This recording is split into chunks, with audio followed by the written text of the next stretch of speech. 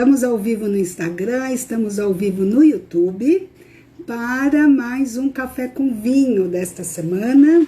Muito bem, vamos aqui começando esse Café com Vinho. Vocês me fazem, perguntas que as meninas que participam da jornada me fazem, perguntas que as alunas me fazem, perguntas que eu mesmo me faço, né? Tudo isso para ajudar você a entender melhor, né, alguns aspectos do vinho, alguns conceitos do vinho e, claro, sempre para te ajudar a dominar o universo dos vinhos, né? Afinal de contas, é isso que nós mulheres queremos, dominar o universo dos vinhos. E através do quê? Do nosso poder sensorial, do poder da nossa degustação. Então, aqui o que eu vou fazer é, na verdade, esperar só um pouquinho, para a gente poder começar. Deixa eu ver aqui. E uma coisa, se vocês quiserem deixar algumas perguntas aqui para mim, para a gente colocar nos próximos Café com os Vinhos, né? Fiquem aí à vontade. Sinta-se à vontade para a gente poder estar fazendo isso, tá bom? Eu vou só esperar um minutinho aqui e pronto. Deixa eu pegar aqui as perguntas de hoje, são 3 perguntas, né? E é isso. Bom, oficialmente vamos começando aqui o nosso Café com Vinho, o nosso bate-papo semanal das mulheres do vinho sobre o quê? O nosso universo dos vinhos. Então é aqui que eu vou responder as perguntas de vocês, trazer algumas questões, alguns conceitos, né? Algumas coisas que possam ajudar a tirar dúvidas ou até esclarecer algum detalhe aí do vinho. E assim a gente pode cada vez mais dominar esse universo tão delicioso do café, do café com vinho, não, do nosso universo delicioso do vinho, né? Café também é uma delícia. Eu sou Lília Loureiro, eu sou especialista em degustação de vinho para mulheres. E hoje, no nosso Café com Vinho, nós vamos ter 3 perguntas das meninas que participaram da última jornada das mulheres do vinho. Então, muito bem. Oficialmente, então, tchim-tchim para você e bem-vinda aqui ao nosso Café com Vinho. E a primeira pergunta é interessantíssima, né? É a Denise, deixa eu ler aqui, Denise Liane Trelmi Schmidt. E ela perguntou uma coisa muito legal, que na verdade eu acho que todas nós nos perguntamos no começo, ou quando a gente vai aprender qualquer coisa, ou quando a gente tem interesse por qualquer assunto, né? E a pergunta dela foi assim: é possível, com as suas informações, né, ou com aquilo que a gente comenta aqui, é possível identificar um vinho? Então, eu acho bem interessante, porque é uma pergunta que realmente é o começo de tudo, né?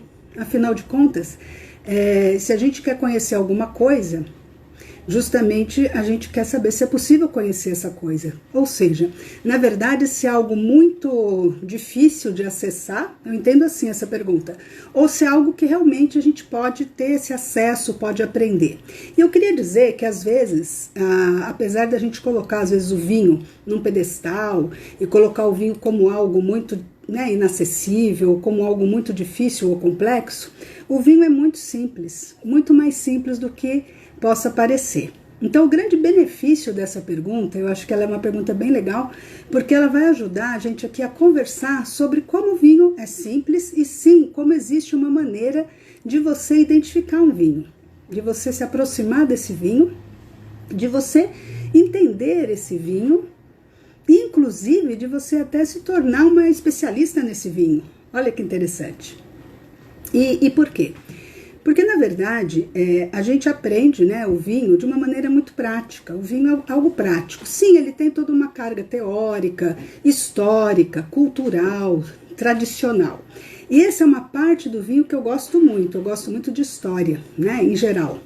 Então, quando eu comecei com o vinho, eu sempre conectei muito aquilo que eu gostava da história, em geral, com a história do vinho, que vão em paralelo, vai junto. Mas isso porque eu gosto de história. Você não necessariamente precisa gostar de história para saber de vinhos. Às vezes as pessoas confundem isso, pensam que elas têm que entender tudo do vinho, desde o começo, desde dos primórdios da humanidade, tem que entender todo o processo de produção, aí tem que entender toda a parte, né, de distribuição, elaboração, países. Veja bem, na verdade, se a gente for pensar no vinho, a gente tem no vinho todas as etapas de um ciclo econômico completo, né? Porque ele nasce no campo, na agricultura. Depois da agricultura, ele passa para a parte da produção, da fábrica. Vamos pensar assim, uma fábrica, né? Uma produção do vinho. Depois passa para a comercialização. Depois passa para o serviço, para o consumo, até chegar em nós.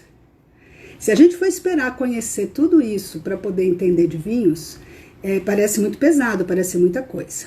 Então, quais são as informações que são importantes para você identificar um vinho? Né? Quais são essas informações importantes? Então, você não precisa saber tudo para poder começar.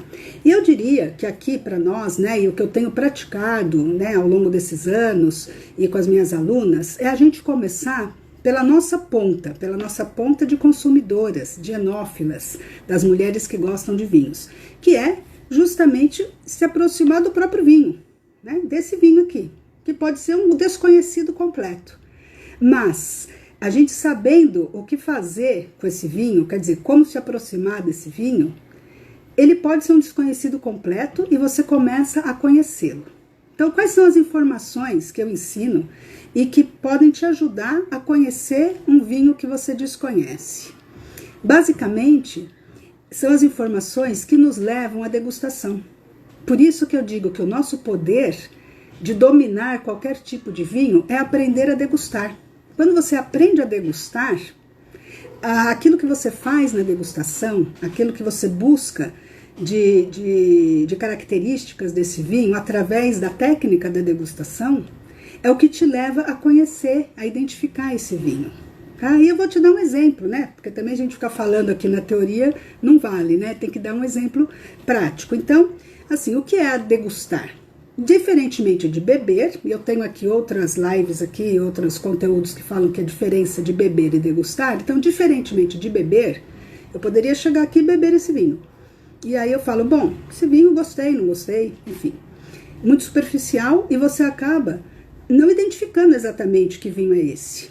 Você pode beber e falar, nossa, gostei, gostosinho. Vou até beber, ó.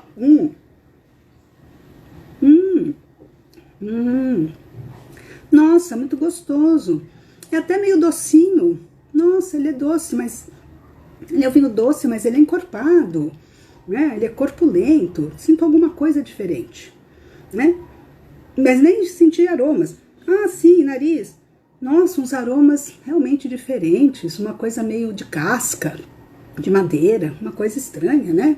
Então, assim, se a gente faz isso de uma maneira desorganizada, como eu fiz aqui, eu bebi primeiro... Depois eu falei do beber, depois eu fui lá, coloquei o nariz, depois, né, fiz uma coisa meio confusa aqui. E não sei que vinho é esse, né? Vocês aí não sabem, claro que eu sei, mas vocês não sabem. Mas se eu contar para vocês desse vinho assim, dessa maneira, vocês também não vão entender esse vinho. Então, com a degustação nos traz informações de uma maneira organizada, passo a passo. Tem um protocolo, tem uma maneira de fazer. E essa maneira não é à toa. Não é à toa que se faz daquela maneira. Por quê? Aquela maneira, além dela te ajudar a você a entender esse vinho, ela começa a te ajudar também a reter essa informação e ela te ajuda também a comparar vinhos. Quando você faz sempre da mesma maneira, vai comparando esses vinhos. Então você vai tendo informação desses vinhos, identificando o que é um tipo de vinho, o que é outro tipo de vinho, as diferenças, as nuances que tem entre um e outro. Então essa maneira é a maneira pela qual você tem as informações, as características do seu vinho e não só daquele. Você pode repetir isso para vários vinhos, né? Então, claro, você teria que começar pelo protocolo, né, que eu ensino para as minhas alunas, para vocês aqui também, eu sempre estou mostrando isso para vocês. Você começa pelo visual, você começa olhando o seu vinho. Como se fosse conhecer uma pessoa nova, né? Se você conhece uma pessoa, você vai olhando ela, depois você começa a conversar com ela, né? Geralmente a gente olha primeiro, antes de sair conversando. Então você olha o seu vinho. E quando você olha o seu vinho na sua taça, o que acontece? Você já começa a ter uma noção, primeiramente, da cor dele. É um vinho tinto. Sim, é um vinho tinto. Eu começo a perceber se ele é mais denso ou não. Eu começo a perceber se a gente tem lágrimas escorrendo aqui pela parede da taça. Eu começo a perceber se ele tá limpo e brilhante, se ele é mais intenso ou não. A gente pode ver uma intensidade nele ou não aqui através da transparência dele. Então eu já começo a perceber, e eu já percebo pela minha taça que é um vinho mais denso, um vinho mais que me traz a sensação de que vai ser um vinho corpulento, né? Ele tá escorrendo aqui lágrimas bem densas, bem lentas. Então isso daí já me dá uma certa característica. A partir daí, a gente leva no nariz, que é a segunda etapa. E sim, no nariz eu não sinto tanto álcool, não sinto, né, um teor alcoólico, eu sinto muito mais, são os aromas do próprio vinho, da própria fruta e da elaboração dele. E eu vejo que não tem frutas frescas. Eu sinto que não é um vinho que tem características de vinho jovem, né, que seriam frutas frescas, flores, herbáceos, não. Sinto muito mais esses aromas amadeirados, aromas de casca de frutas, de nozes, aromas assim muito mais complexos do que seria um vinho jovem, do que seria um vinho tinto comum que a gente, né, o que a gente mais bebe, que são os vinhos jovens, né? Então eu já começo a perceber aqui, nossa, não é, tá mais corpulento, não é tão jovem. Então veja, todas essas coisas a gente vai captando desse vinho porque a gente vai praticando. E a prática que leva ao conhecimento, tá, gente? Eu sei que não é só fazendo aqui uma vezinha que vocês vão já sei tudo, tal. Eu sei que não é assim. Até porque a gente vai praticando com vários tipos de vinho. Esse aqui é somente um tipo de vinho. Mas a gente já vai se aproximando. E é um aroma muito, muito assim... É muito complexo. Não é um vinho simples, não tá muito simples, não. Ele tá bastante misturado, aromas mais adocicados, um mel, uma baunilha, tá bem complexo daqui, hein? E como é que está na terceira fase, que é a boca? Aí sim a gente vem pra boca. Porque às vezes, gente, eu sei que a gente fica meio animada, né, e já vai pra boca direto, eu sei.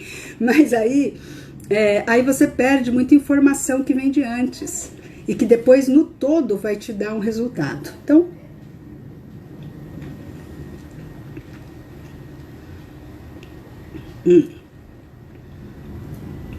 uma boca com uma entrada realmente adocicada, um álcool que sobe, dá uma ardência desse álcool, a sensação tátil, bem cremoso, bem assim denso na boca, bem persistente. Depois que eu bebo, eu ainda tô com ele na boca, bem persistente. É um vinho bem redondo. Não tem taninos agressivos e a acidez é equilibrada. Aí eu perguntaria, que vinho é esse? Será que com essas informações você consegue sentir aí do outro lado um pouco desse estilo desse vinho? Não precisa saber exatamente qual é o vinho, mas um estilo de um vinho como esse,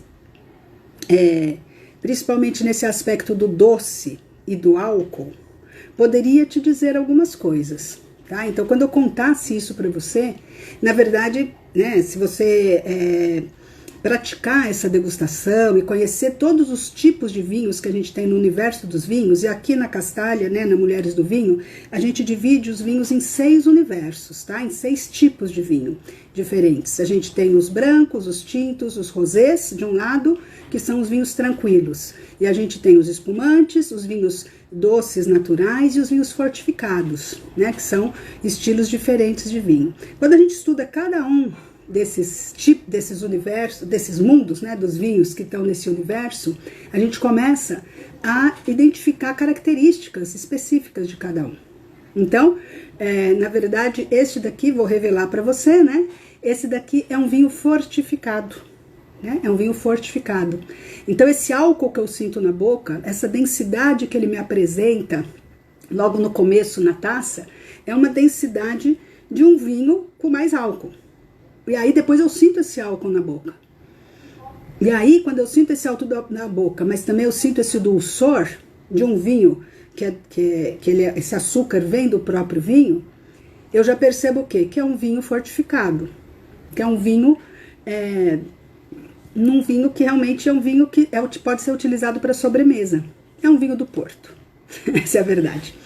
Então, assim, essas são informações que a gente identifica os vinhos. Então, eu espero que a Denise depois assista, ou esteja assistindo, né, e que ela possa ter essa resposta dela, né, que é justamente esse tipo de informação que a gente vai captando do próprio vinho, é a informação que a gente consegue depois identificar esse vinho. Então, quando a gente sabe captar as informações do vinho, a gente não precisa conhecer previamente tudo sobre vinhos para poder identificar aquele vinho, tá? Espero que eu tenha ajudado aí a esclarecer essa questão com esse exemplo prático e justamente um vinho do Porto que é bem assim, é diferenciado nessa questão do álcool, do açúcar, né? É bem contrastante, tá bem? Agora vamos para a pergunta da Silvia Cristina Lopes Furlan, né? E ela falou o seguinte, que ela gostaria de conhecer vinhos bons com custo melhor ainda. Silvia, minha querida, todas nós queremos vinhos bons com um custo melhor ainda. Mas traduzindo o que a Silvia está falando aqui, e aí colocando um pouco numas palavras aí do jargão do vinho, o que a Silvia está buscando é um vinho com bom custo-benefício, né? Um vinho que entregue mais benefícios ao menor custo possível, né? Ou em outras palavras, um vinho bom, bonito e barato. Eu gosto de falar bom, bonito e barato porque é mais fácil da gente entender. Mas esse critério do barato e do caro, do que é caro e do que é barato, é muito relativo, né? A questão do valor e do preço são coisas relativas, né? Primeiro porque o que é caro para um pode não ser caro para o outro. Depende muito da questão, né? De questão aí realmente financeira, né? Então aí, claro, cada coisa depende muito da pessoa. Depende também a questão do barato e do caro, vai depender, eu acho que do outro lado, do valor que a pessoa, né, dá para aquele vinho. Então, realmente, essa dupla, né, um vinho bom, né, porque, claro, eu quero um vinho bom, mas também eu não quero pagar caro por ele, eu quero um preço bom, eu quero um custo bom, ou o menor custo possível para aquele nível de vinho. E é por isso que na Castalha, né, eu tenho uma live sobre isso no YouTube, se eu não me engano, tem lá uma live sobre como as mulheres escolhem seus vinhos, que eu até recomendo que vocês assistam, porque fala mais detalhes. Aqui eu não vou conseguir entrar em todos os detalhes, porque aqui o nosso tempo é mais restrito, mas é sobre o método GCP que a gente aplica, né, na Castalha, para encontrar os nossos vinhos bons, bonitos e baratos, porque afinal de contas a gente não quer só preço, a gente quer vinho bom também. E quando eu falo bonito, na verdade, é uma certa brincadeira, porque a gente também quer vinho que seja, né, legal, que seja cool, que tenha glamour também. Não é só, eu só quero vinho bom ou barato. Não, a gente quer tudo, a gente quer os três. E a gente tem direito de querer tudo, tá? Então fiquem tranquilas, você tem direito. Por que é um benefício você aprender o nosso método GCP? Eu vou explicar em poucas palavras o que é o G, o que é o C, o que é o P, tá bom? Mas, assim, por que é importante para você aprender isso? Porque você vai perceber que nem tudo é custo, que nem tudo é preço, que isso é relativo, mas que, além de tudo, tem que respeitar uma outra coisa que é importante, que é o seu gosto pessoal. Você pode até estar com um vinho caro, mas se você não gosta desse vinho, não importa, não vai ser o preço do vinho que vai fazer com que ele seja bom para você. É o contrário. Ele sendo bom para você, aí você vai buscar aquele vinho, né, no preço adequado. Mas não é o preço que faz com que esse vinho seja bom para você. Né? Ele é um bom vinho, né? Ele está ali, ele é realmente um bom vinho. E ninguém discute que ele seja um bom vinho. Só que muitas vezes ele não é bom para você. Porque você não gosta daquele estilo, ou daquele tipo, ou daquela uva, ou sei lá, porque cargas d'água, entende? Você não é obrigado a gostar só porque ele é caro. E esse é um pouco a confusão que existe. Né? Às vezes a gente confunde. A gente fala, bom, se esse preço, se esse vinho é caro, então ele é bom. Então eu vou gostar dele. Não, não necessariamente. Por isso que é interessante, a gente fez uma vez um exercício, né, com as alunas, que foi justamente um desafio. Era comprar um vinho dentro desse critério do GCP, mas que fosse abaixo dos R$70. E muitas alunas ficaram, nossa, mas como é que eu vou conseguir comprar? Será que eu consigo comprar um vinho, né, bom? E algumas sempre estavam acostumadas a falar, bom, eu só vou comprar vinho acima de R$100, porque abaixo disso eu não vou encontrar vinhos bons. E foi uma surpresa, porque justamente uma dessas alunas encontrou justamente um vinho abaixo do valor que ela estava acostumada a pagar e melhor do que o que ela já comprava antes. Avaliando o vinho, ela chegou à conclusão que aquele vinho que era mais barato era melhor do que o vinho que ela sempre comprava por preço. Então, olha, comprar vinho por preço não é uma boa, somente por preço, não é uma boa decisão. Comprar somente vinho também, conhecidos, ou que alguém te fale, te recomende, também nem sempre é uma boa solução, porque você precisa antes conhecer seu próprio gosto pessoal. Então, no GCP, justamente é isso, né? É o gosto pessoal, né? O G é o seu gosto pessoal, é o que implica, né, na sua escolha do vinho. É o C de curiosidade, porque você pode ter seu gosto pessoal, e dentro daquilo que é o seu gosto pessoal, você desenvolver também uma curiosidade, ter uma curiosidade por desenvolver esse gosto pessoal com coisas novas.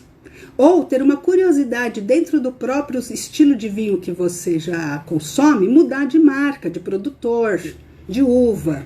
Ah, eu só gosto de vinho tinto. Tá bom, mas você só toma vinho tinto Cabernet Sauvignon? Que tal mudar um pouquinho para Merlot? Que tal conhecer uma Pinot Noir? Que tal ir para uma Shiraz? Né? Ou seja, ou nos brancos. Ah, eu só gosto de branco de Chardonnay. Tá bom, mas você nunca tomou a Torrontés? Será que você gosta, não gosta? Então, tem um pouco do aspecto da curiosidade. Tem o seu gosto pessoal, dos vinhos brancos, mas a curiosidade de investigar coisas diferentes dentro disso. Ou mesmo, outra coisa, bom, eu gosto de vinhos brancos, mas que tal a gente provar os rosés?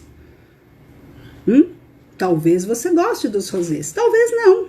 Mas como é que você vai saber se você não investigar isso? Né? Se você não provar. Então, o C vem dessa curiosidade que te leva a buscar conhecer coisas novas. E aí, dentro disso, vem o P, que é o preço. Então, você escolhe pelo seu gosto pessoal, pela sua curiosidade e pelo preço. Mas qual é esse preço? É um preço geral, genérico? Não. A gente tem faixas de vinhos, faixas de preços e vinhos. Então, dentro de uma determinada faixa de preço, você conhecer os vinhos, né, e provar esses vinhos e verificar dentro dessa faixa de preço o melhor custo-benefício. Porque o que não dá para fazer é comparar muitas vezes, eu tenho um vinho de R$30 e eu tenho um vinho de R$200. Qual que é melhor? Eu não sei. Se eu não provar os dois, eu não sei te dizer qual é o melhor. Supõe-se que o de 200 é melhor?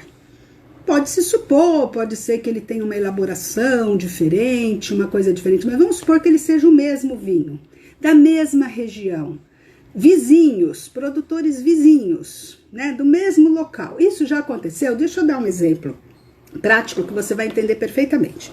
Existe, né, na Ribera del Duero, né, existe várias propriedades, uma do lado da outra na mesma região produtora. Ribera del Duero é uma denominação de origem espanhola, é muito reputada, com vinhos de alta gama, realmente tem vinhos espetaculares, o Vega Sicília da região.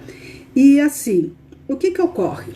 Ao mesmo tempo que você tem produtores que produzem muita quantidade, tem produtores que produzem pouquinho.